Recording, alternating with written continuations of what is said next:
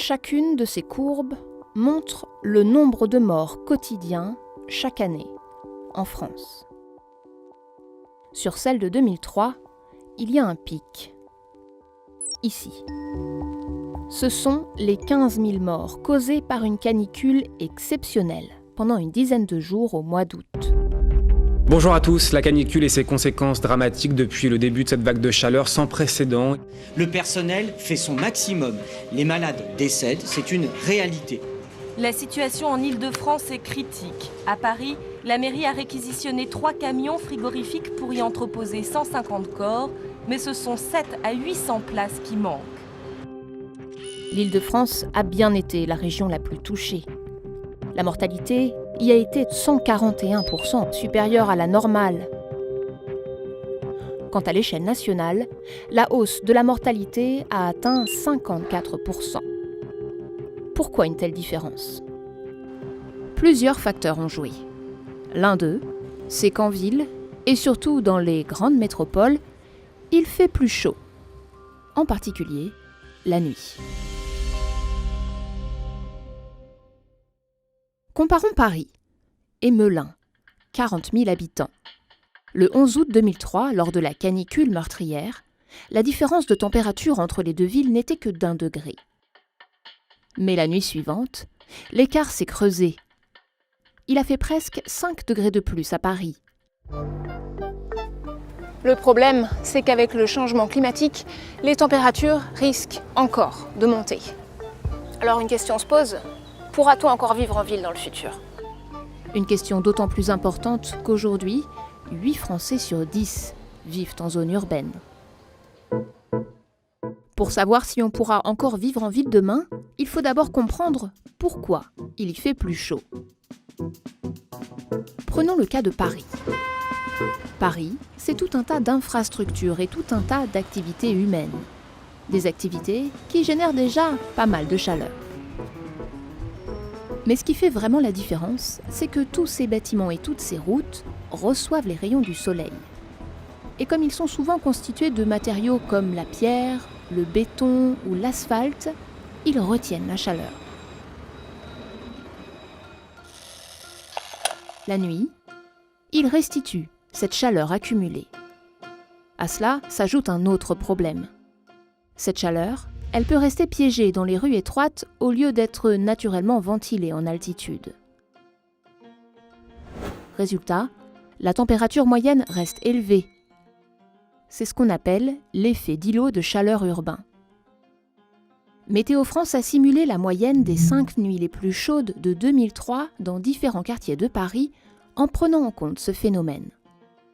Le pic de chaleur se trouve là où la ville est la plus dense.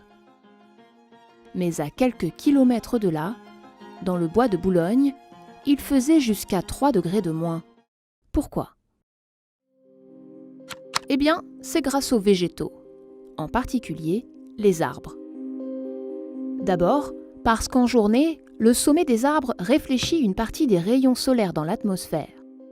Ensuite, l'ombre qu'il prodigue limite la transmission du rayonnement sous l'arbre. Et surtout, l'arbre absorbe la moitié de l'énergie solaire. Une petite partie de cette énergie est combinée à l'absorption du CO2 de l'atmosphère, ce qui permet de fabriquer du sucre pour grandir. C'est la photosynthèse.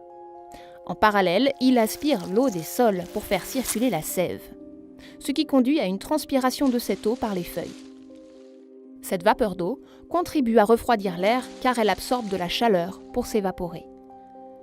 De la même manière, la végétation basse et les sols évaporent aussi l'eau qu'ils contiennent.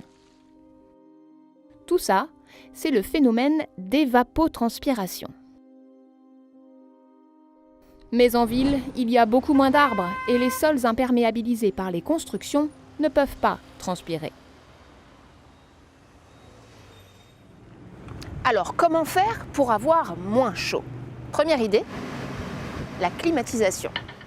Sauf qu'elle a 3 gros inconvénients. Elle utilise beaucoup d'énergie, elle coûte donc cher et n'est pas accessible à tous, et elle rejette de l'air chaud à l'extérieur des bâtiments. Beaucoup d'air chaud. À tel point qu'elle réchauffe les villes. Voilà les températures nocturnes pendant la canicule de 2003. Et voilà ce qu'elles auraient été sans clim. Une différence de 0,5 degrés en moyenne. Et avec 2 fois plus de climatiseurs, c'est parfois plus de 2 degrés qu'il faudrait ajouter au thermomètre. Bref, plus il y a de clim, plus les villes sont chaudes et plus on pousse la clim. Un véritable cercle vicieux qui peut être au moins atténué, en isolant mieux les bâtiments, par exemple, pour moins utiliser la clim. Face au changement climatique, on peut aller plus loin, comme en transformant les villes pour qu'elles génèrent moins de chaleur. Météo France a modélisé l'impact de plusieurs solutions appliquées à l'épisode de canicule de 2003. D'abord, l'utilisation de matériaux qui réfléchissent le rayonnement solaire, au lieu d'emmagasiner la chaleur. Dans la simulation, il s'agit surtout de revêtements clairs. Aujourd'hui, de nouveaux matériaux qui stockent moins la chaleur sont aussi développés, comme ici, dans l'écoquartier de Clichy-Batignolles. Si ces revêtements étaient généralisés sur toutes les façades et toitures d'immeubles parisiens, cela aurait permis de gagner 1 degré en moyenne sur l'épisode de canicule de 2003. L'autre piste modélisée par Météo France, c'est la végétalisation, et ce, partout où c'est possible. À Paris, voilà ce que ça donne. Ici, les artères déjà arborées où la végétalisation pourrait être renforcée. Et là, les axes sans végétaux où il est néanmoins possible de planter. Concrètement, les voies de chemin de fer, les allées de cimetières ou encore les chaussées larges pourraient être plantées. Dans la modélisation de Météo France, un scénario comparable de verdissement aurait permis de faire baisser la température jusqu'à 2 degrés lors de la canicule de 2003. À condition que les végétaux soient plantés et irrigués correctement. Et oui, car on peut planter des centaines de milliers d'arbres. Pour remplir leur rôle de climatiseur naturel, ils doivent avoir de la place et de l'eau. Car c'est leur processus de croissance qui génère leur transpiration. Sauf qu'en ville, les arbres sont souvent plantés comme ça. Lorsqu'il pleut, l'eau s'écoule dans les caniveaux, puis dans le tout à l'égout, et n'atteint que peu les racines des arbres. À présent, certaines villes essayent plutôt de recréer des écosystèmes, comme ici, le long du boulevard périphérique à Paris. Avoir un écosystème entier autour des arbres, d'avoir plusieurs espèces, des espèces diversifiées d'arbres, d'avoir différentes couches de végétaux avec des arbustes, des plantes grimpantes, de l'herbe. Ça permet d'avoir un écosystème qui sera plus résilient face aux effets du changement climatique. Et des sols naturels capables d'absorber l'eau de pluie participent à cela. Mais on ne peut pas créer des forêts partout. En parallèle, de grands chantiers de désimperméabilisation et de verdissement ont été lancés. Par exemple, dans les cours d'école de plusieurs grandes villes. L'asphalte a été retiré et remplacé par de la terre, des plantations, des arbres, du sable, des copeaux de bois. À Paris, 760 cours d'écoles et de collèges vont être transformés, soit 73 hectares. L'équivalent d'un dixième du bois de Boulogne. Bon, rendre des parties de la ville à la nature, c'est une bonne idée. Mais en parallèle, il faudrait aussi protéger les espaces où il y a déjà de la nature, comme les espaces en friche, les jardins ouvriers, les parcs ou encore les terres arables. Sur cette carte, une association a répertorié plus de 1300 hectares de terre faisant l'objet d'une mobilisation citoyenne pour les préserver. Car ces espaces naturels attirent les promoteurs immobiliers. Depuis 2018, la France s'est donné l'objectif de zéro artificialisation nette à l'horizon 2050. C'est-à-dire que chaque espace construit devrait être compensé par un espace renaturé. La région Île-de-France est encore loin du compte. Chaque année, 590 hectares sont grignotés sur des espaces naturels sans trouver de compensation.